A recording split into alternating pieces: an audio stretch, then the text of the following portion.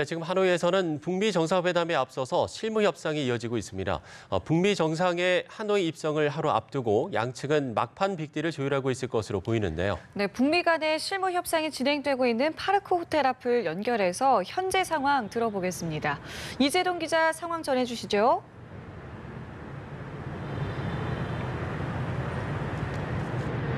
네, 스티브 비건 미 대북 특별대표의 숙소이기도 한 이곳에서 북미 의제 협상팀은 어제까지 나흘 동안 회담을 진행해 왔습니다. 어제 비건 대표를 태운 차량이 오늘 오전 이곳 호텔 앞에 대기하기도 해서 비건 대표가 오늘 오전부터 움직이는 게 아니냐 하는 관측도 있었는데요.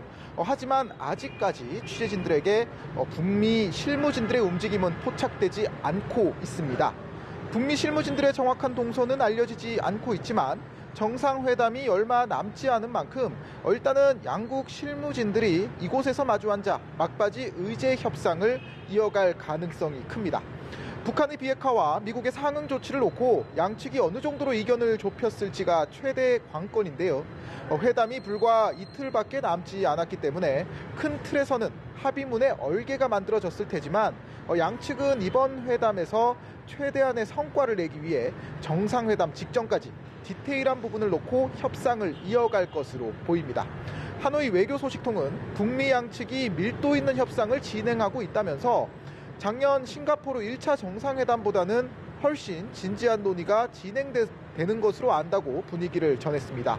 또 이 소식통은 이견이 좁혀지고 있지만 어떤 결과가 나올지는 예단할 수 없는 상황이라고 말해 북미 양측이 막판까지 치열한 줄다리기를 이어가는 것으로 판단됩니다. 네, 도널드 트럼프 미국 대통령도 곧 하노이를 향해서 출발할 예정인데요.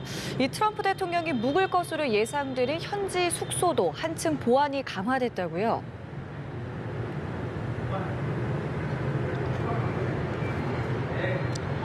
네, 그렇습니다. 이번 2차 북미 정상회담 기간 도널드 트럼프 대통령이 묵을 것으로 보이는 이곳 하노이 메리어트 호텔 주변으로는요, 경호에 대비한 철제 펜스가 세워졌습니다. 호텔 곳곳에는 무장한 베트남 경찰 특공대와 군인 등 경호 인력들도 대폭 보강이 됐고요. 일반인들의 접근도 통제가 되고 있습니다. 트럼프 대통령은 어제 백악관에서 열린 전미주지사협회 연회에서 매우 흥미로운 이틀 반이 될 것이라면서 우리는 완전한 비핵화의 기회를 가지고 있다고 말했습니다. 트럼프 대통령은 또 자신이 김정은 북한 국무위원장과 매우 좋은 관계를 가지고 있다면서 김 위원장과 견해가 일치한다 이렇게 언급하기도 했습니다.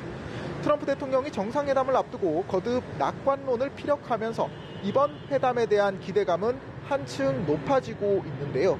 다만 동시에 북한 비핵화에 대해 서두르지 않겠다는 입장을 재차 밝히고 있어 이번 회담에서 북한의 비핵화 로드맵이 어느 정도로 그려질지는 끝까지 지켜봐야 할 것 같습니다. 지금까지 베트남 하노이 파르크 호텔에서 연합뉴스TV 이재동입니다.